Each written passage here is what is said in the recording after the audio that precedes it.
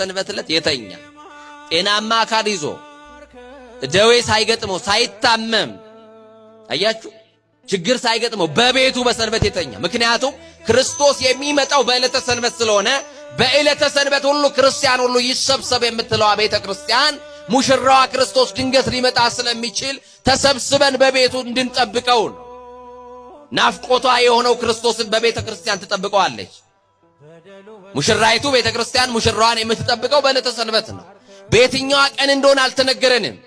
ግብተ ይበጽ ከመሰራቂ ሌባ በድንገት እንደሚመጣ እንደዚሁ ይመጣል ተብለናልና ክርስቶስ በድንገት ስለሚመጣ ዕለተ ምጽአትን ስለምናስብ ጌታ ይመጣል ብለን የምናስብ የክርስቶስን የወልደ እግዚአብሔርን መምጣት የወልደ ማርያምን መምጣት የምንጠባበቀው በዕለተ ሰንበት ስለሆነ ሰንበትን እናከብራለን። ሰንበት እኛም ከወደቅንበት ልንነሳ ያስፈልጋል። ከኃጢአት ወንበር ላይ ልንነሳ ያስፈልገናል።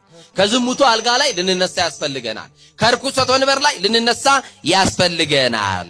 ለምን? ዕለተ ትንሣኤ ናት፣ ከሙታን የተነሳባት የቤተ ክርስቲያን የልደት ቀን ነው። መንፈስ ቅዱስ ለሐዋርያት የወረደባት ዕለት ነው። መንፈስ ቅዱስንም